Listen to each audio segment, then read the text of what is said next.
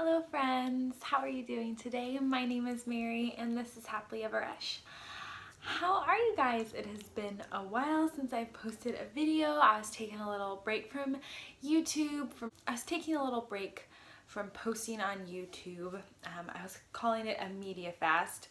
I'm not gonna lie, I did sneak a few YouTube videos here and there in, but for the most part I was really trying to kind of detach from my phone, spend less time on YouTube and other social media sites, and just kind of refocus. And that was a nice little break and refresher that was much needed. So I'm glad to be back though, glad to catch up on some of your guys' videos, and also just to be posting regularly again. So this video I'm sharing with you guys my library book haul. These are the books that I've been picking up from the library recently.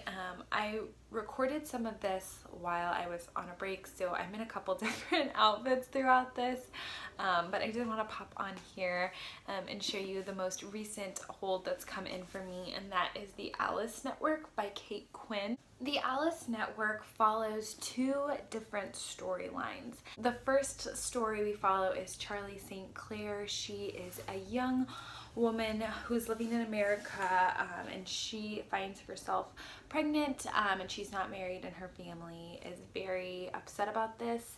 They want Charlie to go and kind of get this taken care of under the radar, and so they're kind of wanting to send her off. And Charlie is very enamored with her cousin Rose and kind of what happened to her. She disappeared during one of the wars and was never found, and she's just very curious. So Charlie is sent off to Europe, and because of her pregnancy, but while she's there, she's really trying to find out what happened to her cousin Rose. And then we also follow a storyline of someone who was a spy during the war, a part of the Alice Network, so that's where the title comes in. And we follow her after the war has ended and a lot of time has passed. She's kind of this disheveled, sounds like almost alcoholic lady who just spends her days just drinking and living in a deteriorated house. And there's kind of like this mystery surrounding the Alice Network and what happened, and kind of how it fell from glory. And so these two women's storylines kind of intertwine. It sounds mysterious. It sounds like great historical fiction, and I'm really excited to read this. I don't know if I will get to it now or if I'll have to take it back to the library. It sounded like a very wintry read to me, and there was a huge line for it at my library, so I went ahead and put it on hold, and it came in, and I was kind of surprised that it took such a short amount of time. So if anyone is wanting to buddy read this later in the year when more of the colder months, please let me know. That would be a fun thing to do, but I did want to show it off because it's a pretty cover and it sounds like some really good historical fiction. So all right, I will get into the rest of the library haul. I enjoyed going to the library all in August. It has been one of my favorite, most calming things to do, and I just love it, and I love library hauls, so I hope that you guys enjoy this too, and I'll talk to you later. Bye. So the first one that I picked up was Your Killing Heart. This is by Peggy O'Neill Pedden. This is a cozy mystery series set in Nashville, Tennessee. There's a lot of country music inspiredness going on with this story. And we follow our main protagonist, Campbell Hale, who has kind of gotten tied up in this sudden death of a famous singer's wife. And so we're just following her, kind of figuring out what's going on with that mystery. This is very cozy, it's very cute, but I think the writing's pretty good for a cozy mystery, and I love Campbell as a main character. This also was the winner of the Malice Domestic Best First Traditional Mystery Novel competition, so this is a first, I think, in a cozy mystery series that's coming out, and I'm just loving it. This is just pure fun, so this has been a really good summery read. Next, I picked up Now and at the Hour of Our Death. This is by Susanna Morea Marquez. That's her name. Sorry if I'm mispronouncing that. This was picked for Mel's Booklands Adventures, her book club that she does, her Reading Around the World book club, and this was their pick for August. It is very short and the writing's pretty spread out on the page, so I think that this is one that will be able to be read very quickly and in one kind of sitting. But this is nonfiction following the author's time in this very small kind of dying out town in Portugal and just kind of the wisdom that's learned from the people there. So I'm really looking forward to picking this one up, but like I said, I really want to set some time and just gobble this one all up in one sitting, so hopefully I will get to do that soon. I have another nonfiction, who thought this was a good idea, and other questions you should have answers to when you work in the White House, and this is by Alyssa Mastromonaco. I'm sorry, I probably butchered that too, but look at these gems on the cover. I had been anticipating this one and then I saw it in my library, so I snatched it up.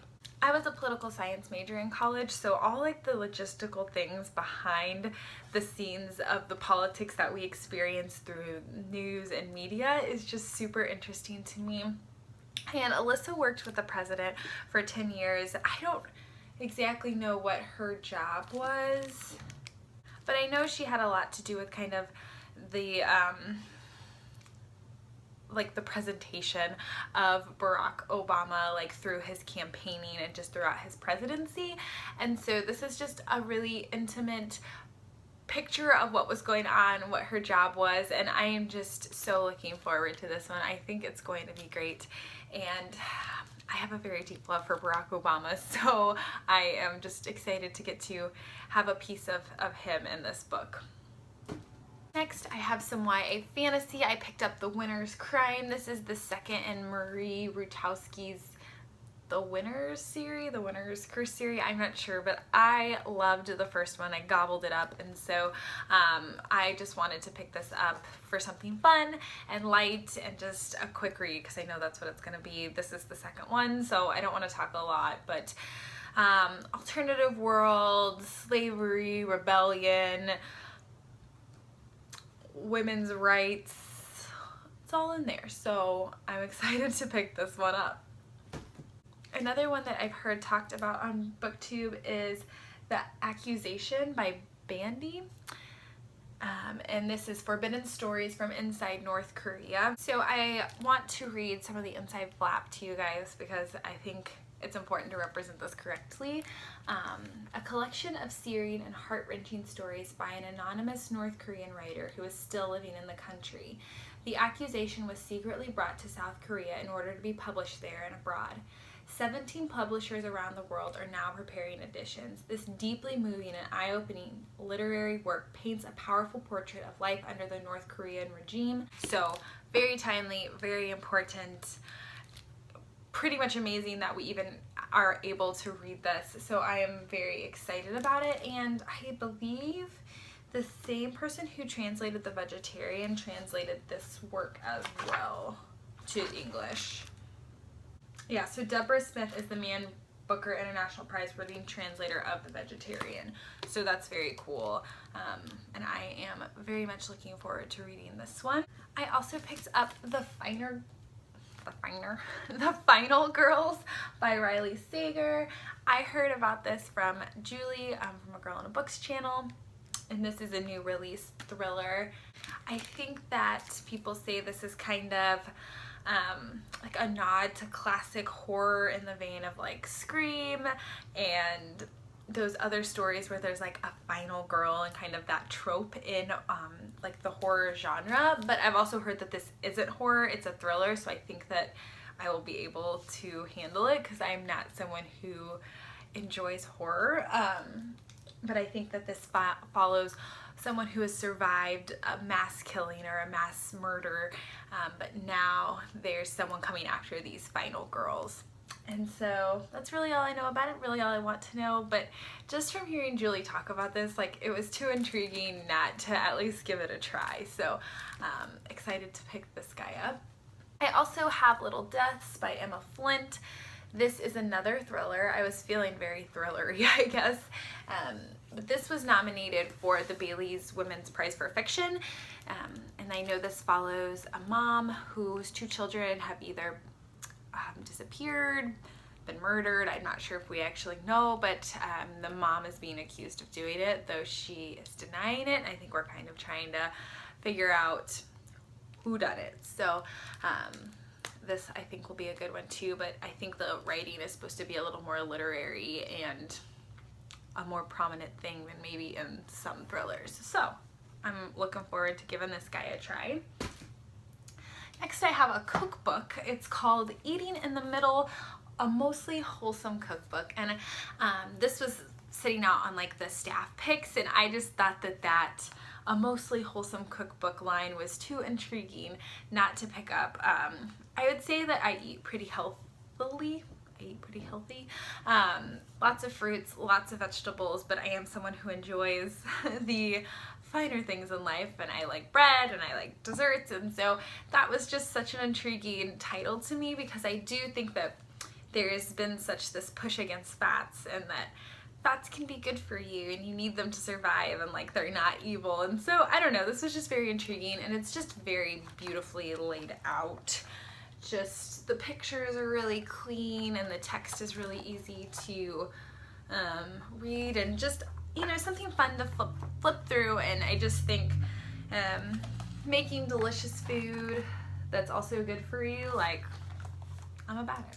I'm so about it. So anyway, I've been flipping through this, looking at some recipes that we'd like to try, and then also reading her story, because the author of this has struggled with weight loss her whole life, and I think she lost over 100 pounds in her early 20s and around her college years. So this just kind of talks about her struggles and how she changed her diet to be more healthy, but also to have good relationships with food and to still enjoy food. And so she just has a cool story, and this is a pretty book, and why not? So picked this guy up. And then another book that I am currently reading is called It's All a Game: The History of Board Games from Monopoly to Settlers of Catan. And I love board games. I love board games so much. And so when I saw this, I knew I just had to pick it up. And I'm about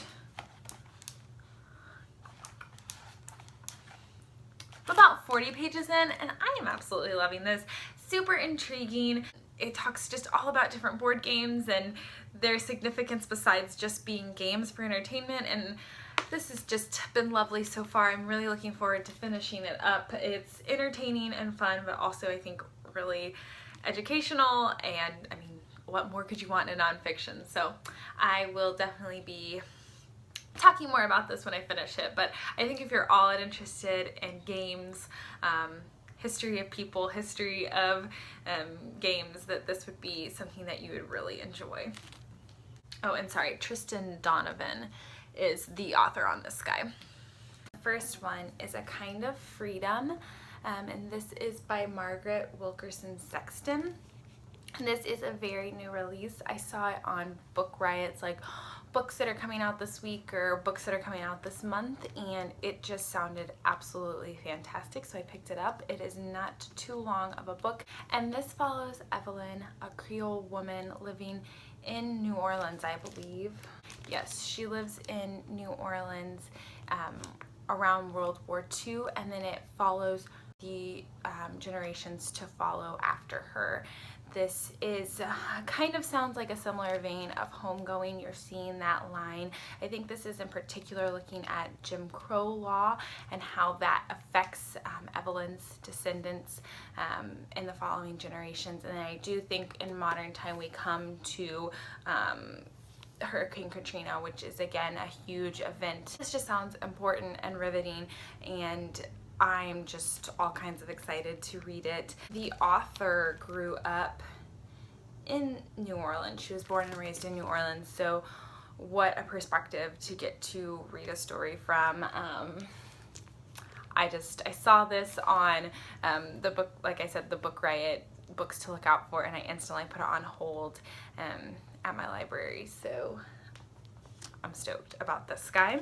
And then last but not least, I have a picture book, and it is called When Marian Sang. And this is by Pam Munez Ryan, and then Brian Selznick did the pictures. So again, probably did not pronounce her name correctly. I apologize, but there it is. And this won the Robert F. Seibert, or it was an honor book. I don't know if it was a winning award, but this is Marian Anderson's story. She is a famous singer, and in particular, I think probably the most famous thing or well-known thing about her is in 1939, she sang in, I think, at the Lincoln Memorial, and this was, you know, clearly before the civil rights movement, but it drew a huge integrated crowd, which was a big deal. And so I think this just follows her life, her story, her struggles, and it is just beautiful. These, like, the pictures are these beautiful, like, brown and gold tones, this, like, just beautiful color scheme all throughout. There she is singing in the choir, and just, I think that this is going to be just a beautiful book to read. I love picture books, and I especially love picture books that tell kids important stories. I think this is an important story, and it's just beautiful, and I'm very, very, very excited to pick it up. So that was it. That was all that I've picked up at the library recently. I would love to know if you picked up any good books, any ones that you're really excited about, or just ones that you found on a whim. I would love to know. So I hope that you guys are having a great week, and I hope to talk to y'all soon. Bye.